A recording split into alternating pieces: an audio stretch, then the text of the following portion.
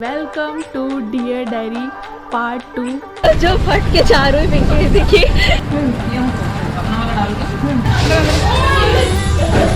तो स्वागत है आप सभी का मेरे YouTube चैनल में। और हम आज भी फिर से क्यों जा रहे हैं, इनसे पूछ लो। मेरे फ़ोन का हालत ख़राब हो चुका है। जो फट के चारों ही देखिए। जो कैमरा सामने गाड़ी आ गई थी और याशु हड़बड़ आ गई। यस, तो तुम्हारे फ़ोन का क्या हाल हुआ? हाँ, तो मेरे फ़ोन के साथ ऐसा हुआ कि कल मैं फ़ोन चला रही थी और चलाते चलाते बंद हो गया अपने आप। और उसके बाद वो तो चलो ठीक है, उन्होंने कहा, मैं एक दुकान गई, फिर उन्होंने कहा हमसे तो नहीं होगा, फिर हम दूसरे दुकान गए, फिर उसने कहा कि आधे घंटे पे आओ, फिर उसने कहा आज सुबह आओ, फिर उसने मुझे कॉल करके एक डिप्रेशन दिया और ये बोला कि क्या बोला बताइए फिंगी की। हाय मेरा हाथ धो गया। तो उसने ये बोला कि नहीं बन पाएगा, तो ये मैडम जी थोड़ा डिप्रेशन में चली गई पूरा सोच ली कि अब क्या करना और अब उसने थोड़ी उम्मीद दी है कि बन गया है शायद, पर क्या पता क्योंकि अभी जब तक हाथ में ना आ जाए तब तक पता नहीं चलेगा कि बना है कि नहीं बना। आप समझ सकते हैं ना आजकल के ज़माने में वो कितना इम्पोर्टेंट है फ़ोन। ओ ये बुड्ढी का बाल, ये हम बचपन में बहुत खाते थे गाइस।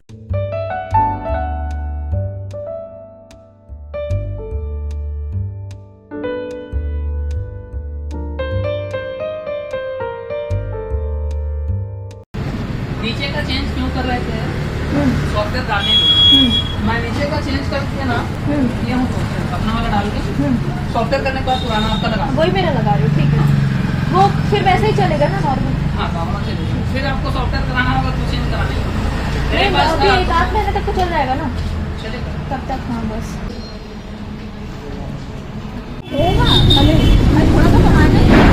सो गाइस हमने ले लिया है केला और इनका फ़ोन फाइनली बन गया है। ये देखो ये फ़ोन बन चुका है। अभी ऑन करके दिखाऊंगी तो तुम अपनी खुशी जाहिर कर सकती हो इसमें।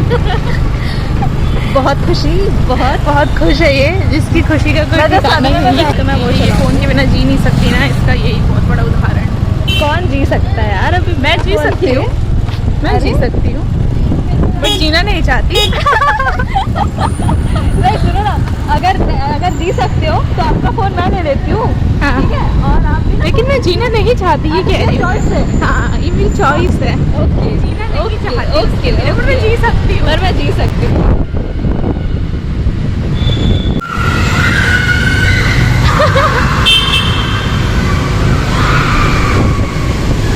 आराम से नहीं, इधर कोने से मत निकालना, बहुत बड़ा गड्ढा है। वो देखा, इधर साइड से निकालना। ये लोग बहुत जम के चिल्ला रहे हैं, बच्चे कच्चे। भैंस देखो कैसे दौड़ रही है। अरे साइड से निकालना बहन। क्या, मैं भागू क्या? नहीं बहन, कुदा दूं क्या? बहन, सब भाग रहे हैं, साइड से निकाल। गाइस ये भैंस लोग कैसे भाग रहे हैं। यहाँ से डर गई, यहाँ से डर गई। यहाँ से डर गई और भगा दी गाड़ी। जैसे बोलो। हम घर आ गए। तो गाइस हम घर आ चुके हैं, हमारा काम हो चुका है। सोफी अंदर आओ, चलो। क्या हुआ? दरवाजा लात का इस्तेमाल किया जाता है ना। दे हंसी देखो, बस फोन बनने की खुशी है, ये और कोई खुशी नहीं है। गेट वेट की फोन बनने की खुशी है बस। नहीं ठोकी, कुछ नहीं हुआ, बच गए। सो गाइस दिख रही हूँ कि नहीं दिख रही हूँ पता नहीं, क्योंकि मौसम बहुत एकदम अंधेरा अंधेरा हो गया, एकदम बारिश वाला। और यहाँ बन गई ये रोटी और साथ में मम्मी ने बनाए थे आज कोफ्ते। तो चलो ट्राई करके देखते हैं कि कैसा बना है। सबसे पहले ना आज अपने पास वो भी रखा है, क्या कहते हैं, मूली। तो मूली क्या है, मेरा फेवरेट सलाद आता है, मतलब सलाद्स में मेरा फेवरेट है मूली। तो 2 मूली ले लेते हैं, इसको फटाफट मैं छील लेती हूँ और छील के देन हम अपनी थाली सजाएंगे, ठीक है।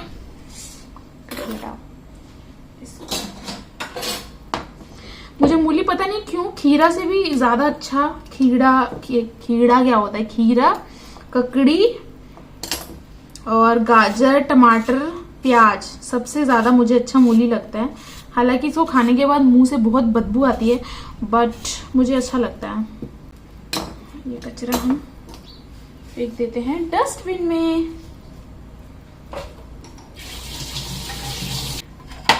मामूली 2 रोटी ले लेते हैं। आप इधर आ जाएं, इसको निकाल लेते हैं हम अपने कोफ्ते को। तो काफ़ी गाढ़ा हो गया ब्रो। 2 ठीक है, 2 निकाल लेते हैं। सी अच्छा लग रहा है।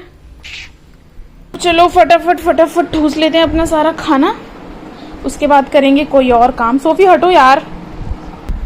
सो गाइस, खाना पीना हो गया है डन, और अब मैं खाने लगी हूँ पीनट चिक्की। एंड ये मेरा फेवरेट है। क्या चीज़ मेरी फेवरेट नहीं है यार दुनिया में? खाने वाली सारी चीज़ें मेरी फेवरेट हैं, सिर्फ एक चीज़ को छोड़ के, वो है मूंग दाल। वो ही एक चीज़ मुझे नहीं पसंद, और मैं खाती भी नहीं, बाकी मैं सब चीज़ खा लेती हूँ। सी दिख रहा है?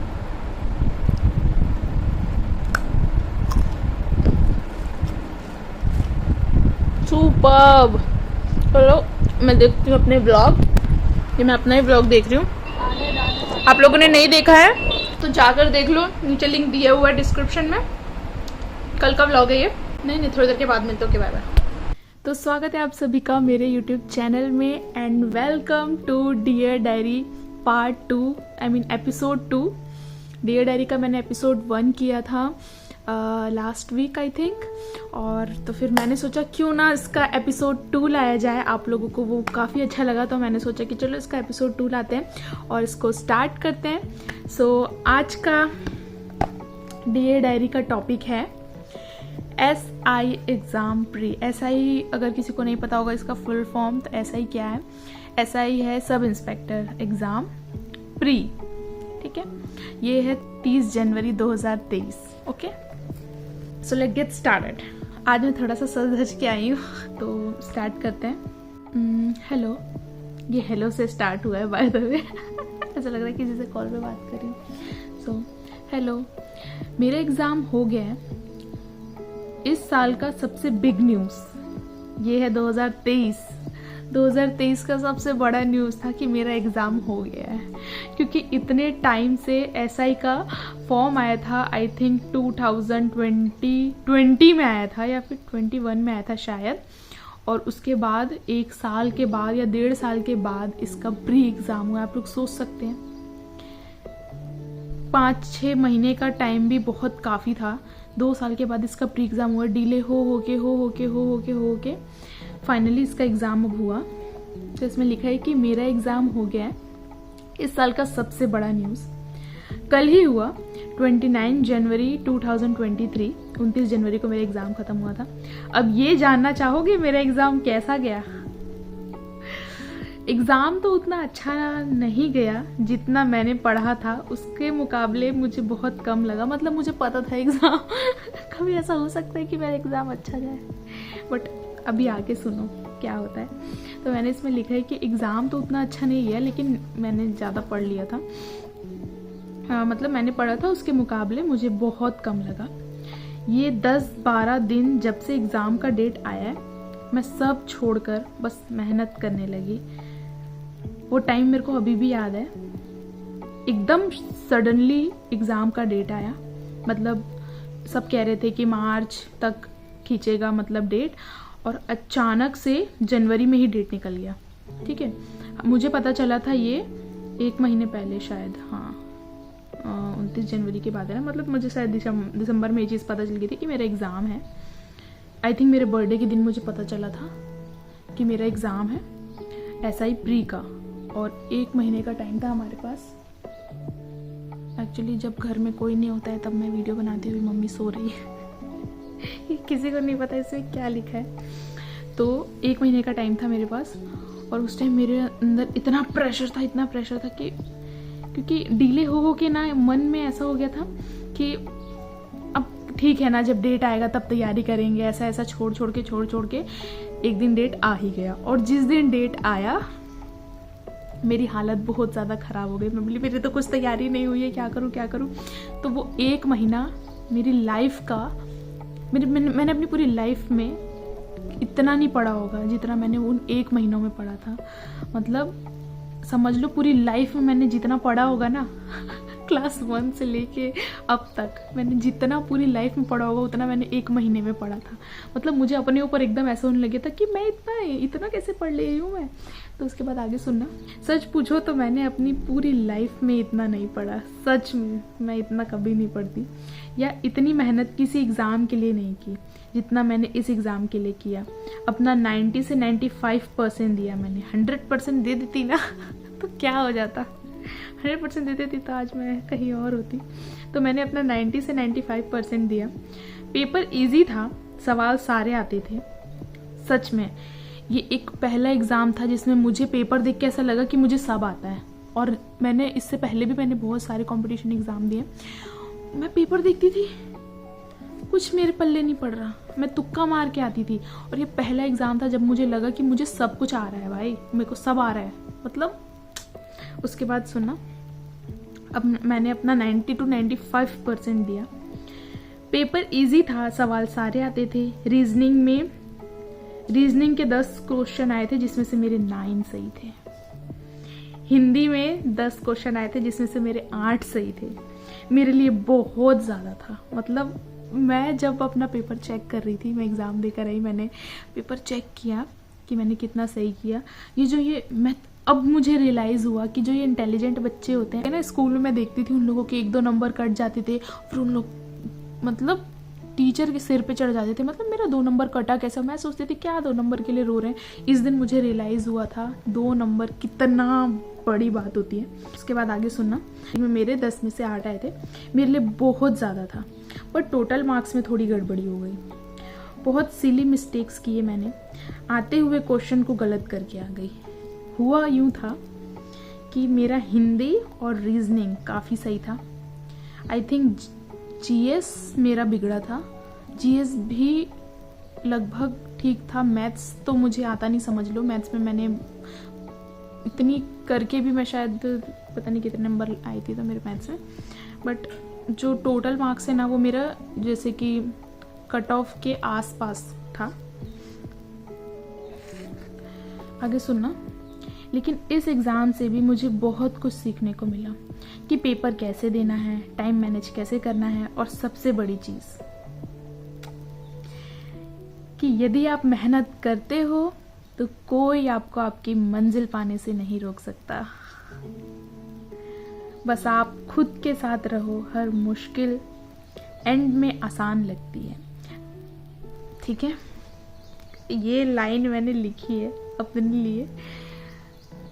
तो मंजिल तो मुझे मिली नहीं, बट मंजिल से जो एक्सपीरियंस मिला वो मुझे बहुत अच्छा मिला। और मुझे खुद की वैल्यू पता चली थी कि मैं कर सकती हूँ, क्योंकि मैं ऐसी बंदी हूँ जो बहुत मुश्किल से मैंने अपनी 11th-12th निकाले हैं। और मेरे लिए प्री ही निकालना मेरे लिए बहुत बड़ी बात थी।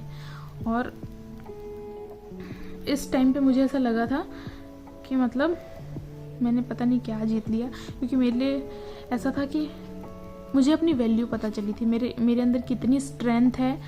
और ये चीज़ मुझे इस एग्ज़ाम से पता चला था। ठीक है, तो आगे सुनना। अभी मैंने एमपी एक्साइज का भी एग्ज़ाम देना है इंशाल्लाह। वो एग्ज़ाम मैं जनवरी में दूंगी।